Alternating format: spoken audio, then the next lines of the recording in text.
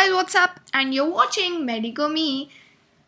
So hello and welcome to my channel. Guys, I'm super duper excited today because मेरे channel का ना ये सबसे पहला वाला थोड़ा सा इंटरैक्टिव वीडियो होने वाला है. So guys, our today's topic is how to study for exams. So basically यहाँ पे जो एग्ज़ाम की बात की है वो है यूनिवर्सिटी एग्ज़ाम. जो आपके फर्स्ट ईयर का यूनिवर्सिटी एग्ज़ाम है उसमें आपके पास 3 सब्जेक्ट होते हैं, एनाटमी, फिजियोलॉजी एंड बायोकेमिस्ट्री. और गाइस इस वीडियो में हम कोई ऐसी सुपर डुपर सीक्रेट सक्सेस की नहीं डिस्कस करने वाले क्योंकि वो तो मुझे खुद को नहीं पता. But I think the most important thing to prepare for exam is उस एग्ज़ाम का paper pattern and marks distribution and weightage of each chapter. तो अगर हमें ये चीज़ पता होती है तो हम उससे अपना स्ट्रैटेजी खुद ही बना सकते हैं. I mean there is no one single strategy that's suitable for everyone because everyone has different strengths and different weaknesses that's there. किसी को anatomy बहुत easy पड़ जाती है, किसी को physiology बहुत difficult लगती है and vice versa. और biochem तो I must not say anything but ठीक है चलो. तो बेसिकली पेपर पैटर्न अगर आपको एग्ज़ाम का पता होता है तो it's very helpful to prepare from beginning and that's what we'll be discussing about. So without any further ado, let's begin. Okay guys, so let's begin. Just before starting एक बात I think I should mention here कि ये जो paper pattern है ये Gujarat university के लिए है. सो अगर आप किसी और यूनिवर्सिटी में पढ़ते हैं then you might be following a different pattern. So please don't rely on this. Yeah so now let's begin with anatomy. तो गाइज ये जो पेपर पैटर्न है ना इसकी खास बात पता है क्या है? ये इतना स्मार्टली डिज़ाइन किया गया है कि एक एक सिस्टम को ऑलमोस्ट इक्वल वेटेज मिला है. सो आप डिसाइड नहीं कर सकते कि like abdomen is important and lower limb is important and upper limb को छोड़ दो, या ऐसा कुछ आप सोच नहीं सकते because the entire paper is structured that way. हर चीज़ का वेटेज ऑलमोस्ट सेम ही हो जाता है. तो इफ़ वी बिगिन पेपर 1 में we have upper limb, we have head and neck and we have neuroanatomy, and paper 2 में we have lower limb, abdomen and thorax. Majorly ये 3 चीज़ें हैं. Other than that genetics, embryology, histology इसको भी papers में divide किया गया है which you can see here. I'll just tell you the main points of this thing. आप इसकी स्क्रीनशॉट भी ले सकते हैं guys for your future reference. But the main thing is that कि हमारे पास 10 मार्क्स के 4 क्वेश्चन है पूरे दोनों पेपर में एंड हमारे पास शॉर्ट क्वेश्चन भी है.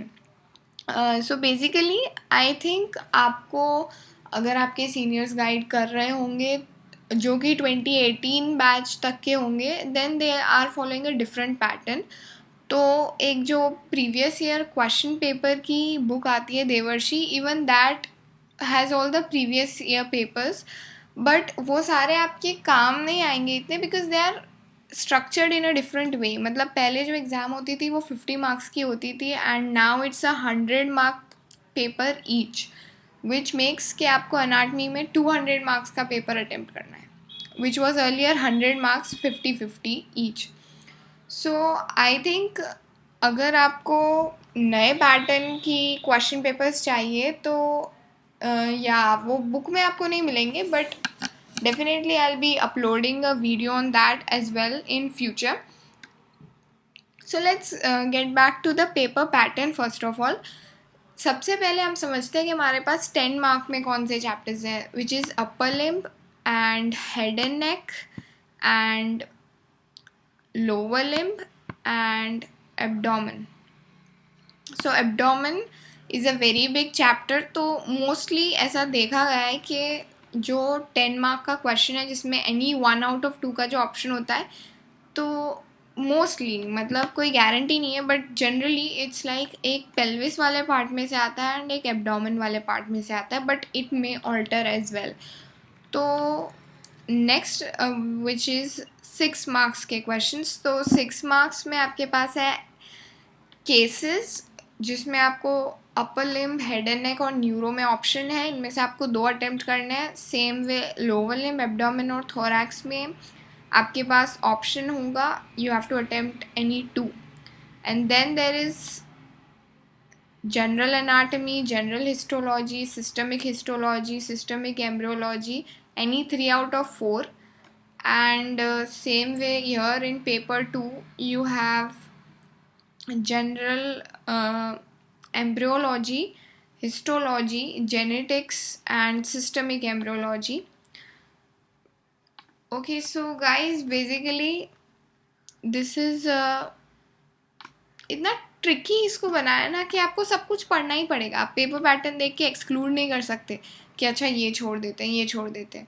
जस्ट एक चीज़ है कि आप जो लोग एम्ब्रियोलॉजी को वीक है, मतलब थोड़ा एम्ब्रियोलॉजी पढ़ते नहीं और उसमें थोड़ा वीक है, वो ये चीज़ देख सकते हैं कि यहाँ पे ऑप्शन में आपके पास है जनरल एनाटमी, जनरल हिस्टोलॉजी. तो you can attempt that part. And systemic histology तो आप एम्ब्रियोलॉजी को इधर स्किप कर सकते हैं. बट अगेन पेपर 2 में आपको एम्ब्रियो पढ़ना ही पड़ेगा, because there is question 1 from histo. अगर एक क्वेश्चन हिस्टो में से आता है, एक जेनेटिक्स में से आता है, तो भी एक जनरल एम्ब्रियोलॉजी में से होगा and systemic embryology. So basically it's like आपको सब पढ़ना ही पड़ेगा. बट आई थिंक इस पेपर पैटर्न में जो सबसे इम्पोर्टेंट बदलाव आया है वो है ये 10 मार्क्स में पूछे जाने वाले 2-3 सेंटेंसेस वाले क्वेश्चंस. यानी total you can gain almost 40 out of 200 marks from short questions. Her paper में 20 मार्क्स का पूछा गया है. तो ये जो शॉर्ट क्वेश्चंस है ना गाइज, ये बहुत हेल्पफुल है आपके लिए अगर आपका राइटिंग स्पीड भी अच्छा नहीं है और अगर आपकी पेपर छूट जाता है तो. बिकॉज इसमें क्या है, आपको जनरली फुल मार्क्स मिल ही जाते हैं अगर आपने कंटेंट सही लिखा है तो. एंड 10 मार्क्स में ऐसा नहीं होता, आप कितना भी लिख लो. एक तो पहले बहुत सारे पेजेस आपको भरने पड़ेंगे, फिर भी आप जितना एक्सपेक्ट करोगे नॉट नेसेसरी कि एग्जामिनर आपको उतने मार्क्स दे देगा. बट शॉर्ट क्वेश्चंस में you can expect full marks if you have written it appropriately. And सबसे अच्छी बात इसकी यही है, बट सबसे बुरी बात यह है कि इसका सिलेबस बिल्कुल भी कन्फाइंड नहीं है. It can be any 1 liner 2 liner from your book which is generally easy. At least हमारे टाइम पे तो ईजी थे, नॉट दैट डिफ़िकल्ट. बट जैसे कि एग्जाम्पल ले लीजिए, फर्स्ट कार्पो मेटाकार्पल जॉइंट का टाइप एंड सब टाइप पूछ लिया. So you have to mention कि it's a synovial joint and saddle variety. तो you get 2 marks just for writing that much, and 2 करके you get 10 marks in section 1. section 2 में you get 10 marks like that, and paper 1 paper 2 total आप 40 marks course कर सकते हैं. So I think that's the best part of it.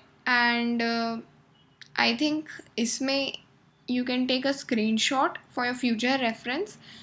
And moving ahead with physiology. Okay, so guys, अगर हम physiology की बात करें तो सबसे पहले हम ये ऑब्ज़र्व करते हैं कि पेपर 1 बहुत इजी है एज़ कम्पेयर टू पेपर 2. ऐसा मेरा पर्सनल रिव्यू है, बिकॉज पेपर 1 के चैप्टर्स अगर आप खुद ही देखें, so that is general physiology, haematology, kidney वाला, CVS, रेस्पिरेटरी, एक एटकॉम का क्वेश्चन भी आता है, and integrated physiology. And honestly, general physiology and integrated physiology, by the end of the year you are capable कि आप उसे attempt कर ही लेते हैं. और अगर if you find कि difficulty आ रही है आपको, तो ADCOM भी option में. But paper 2 is very difficult for me as compared to paper 1, because इसमें you have CNS सबसे पहले तो, which is a very big system in itself, and then you have endocrine which is also very big system. But ये easy है comparatively.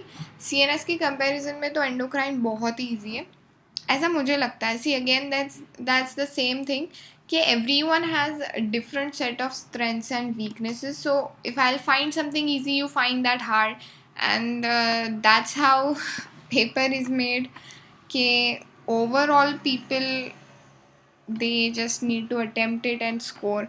Okay, so fine. Moving ahead, we have 10 marks questions, we have 2 marks questions, and we have 6 marks questions, जिसमें से case based भी 2 question आएंगे paper 1 में भी और paper 2 में भी, विच यू कैन सी कौन कौन से चैप्टर्स में से है. जो मेन चीज़ आपको आई थिंक इस पेपर पैटर्न से पता लगती है वो सबसे पहले ये है कि 10 मार्क्स में you have to study CVS, RS, CNS and endocrine. And I think the same जो एनाटमी में मैंने आपको बताया 2 मार्क्स के क्वेश्चंस काफ़ी इंपॉर्टेंट हैं. They are very scoring but the syllabus is not confined, so you have to work for that, read that and read the text book. And ज़्यादा difficult नहीं होते but if you read the text book nicely you can attempt it. It's not that hard as well. But I think जो main catch इस paper का I think you should observe is that guys blood वाला जो chapter है ना, I think ये आपको साल के स्टार्टिंग से पक्का कर लेना चाहिए because blood is everywhere. I mean not blood, I think I should use the word hematology. Hematology is there in your practicals, so you need to answer the viva for that. And viva is not just कि आपकी journal में क्या लिखा है, जो questions दिए हैं वही पूछेंगे, नहीं. They can ask anything. अगर RBC काउंट है, WBC काउंट है, प्लेटलेट काउंट है, तो सबसे पहला क्वेश्चन ही ये होता है कि why does it increase, why does it decrease, what are the physiological conditions in which increase decrease and what are the pathological conditions. So अगर आपने hematology starting से ही अच्छे से पढ़ा होगा it will be very helpful. And what I think is hematology में काफ़ी बड़े बड़े questions आते हैं जैसे hemostasis and hematopiesis. So I think आप रूल आउट कर सकते हैं कि उनमें से क्या आ सकता है क्या नहीं, because since it's not a 10 marker chapter you don't get that big short notes, right? 6 marks में फिर 6 marks की तरह पूछा जाता है. So that is there. And I think यहाँ पे जो सबसे ज़्यादा अच्छी चीज़ है वो ये है कि आप ऑप्शन में देख सकते हैं. अगर आपकी एक सिस्टम वीक है तो आप दूसरी को स्ट्रॉन्ग कर सकते हैं, जैसे कि GIT and reproductive. So if you are good at reproductive you can just be little lose with GIT because आपको ऑप्शन में वो दोनों आएंगे and you have to attempt any 3. तो GIT में से you can attempt any 1 and reproductive में से any 2. So that is I think very basic thing. वो सब तो आप खुद भी देख लेंगे.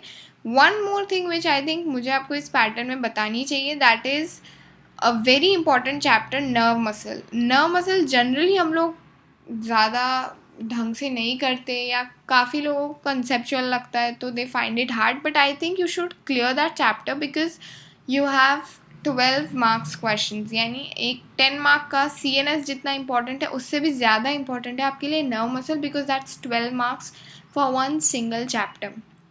Same way special senses. Special senses के ऑप्शन में आता है ANS. Generally people I seen they don't study ANS, but ANS में से ज़्यादा क्वेश्चंस नहीं आते. मेजर तो difference between sympathetic and parasympathetic system and flight and fight and flight वाला इस तरह से ही कुछ आता है, but people find it difficult to prepare ANS. So I think special senses I, year and tongue, right? या तो ये 3 मेन ही रहते हैं. Errors of refraction, I think we can discuss this in another video, specifically system के important questions. But I think you can score 18 marks from special senses itself. You can score 12 marks from nerve and muscle, and same way renal is very important because you just score 18 marks if you prepare renal very well. Renal physiology is very important for future as well because drugs का excretion भी आपको renal पढ़ना ही पड़ेगा उसके लिए भी. That's there in the second year. So I think renal is very important. I personally suggest you कि आप रीनल को बहुत अच्छे से पढ़ें. And integrated physiology is a very easy chapter compare to other chapters. It's just like general physiology जैसा ही है. It's very easy. तो I think you should not skip it. And So moving ahead to biochemistry, which is a very tricky, very tricky paper pattern, I'm telling you, because इसमें ना कोई system या कोई chapter ऐसे clearly divided नहीं है कि जैसे अपर लिम में लोअर लिम में ऐसे पार्ट्स में डिवाइडेड नहीं है सिलेबस, जैसे सिस्टम्स फिजियो में है पार्ट्स, एनाटॉमी में, वैसे बायोकेम में there are no specific parts. तो आपकी बुक के कुछ कुछ चैप्टर्स एंड टॉपिक्स के नाम यहाँ पे डिवाइडेड है, सेपरेटेड है, I mean paper 1 and paper 2। So you can just take a screenshot and read it by yourself कि कौन से पेपर में क्या पूछा गया है। But on a very specific note guys, ऐसा मैंने ऑब्जर्व किया है पास्ट पेपर्स में कि they don't follow this thing as well. मतलब biological oxidation and like if you read this entire distribution of topics, you will be very confused के TCA cycle कहाँ आएगा, पेपर 1 में या पेपर 2 में, बिकॉज वो किसी में भी पूछ लेते हैं यूनिवर्सिटी एग्जाम में। So I think you should not rely on this thing as well. you should clear biochemistry whole as a subject, and ये पेपर पैटर्न जो है जिसमें कार्बोहाइड्रेट्स, हीमोग्लोबिन एंड ये सब 10 मार्क्स में लिखा है, ये फॉलो तो होता है, but still when you will study according to this pattern you may falter, because paper pattern वो लोग फॉलो ही नहीं करते पेपर बनाते समय। And I think you can just take a picture of this and yeah, just see how it works for you in biochem, because I'll not suggest you just follow the paper pattern, because as I said, मैंने personally previous university examinations में देखा है कि they don't follow this thing। वो लोग कहीं से भी मतलब पेपर 1 का 2 में पूछ रहे हैं, 2 का 1 में पूछ रहे हैं। लाइक 2021 यूनिवर्सिटी का पेपर था, उसमें पेपर 1 में पूछा है restriction fragment length polymorphism, which is a molecular biology का topic clearly, so it should be there in paper 2, but ऐसा नहीं हुआ।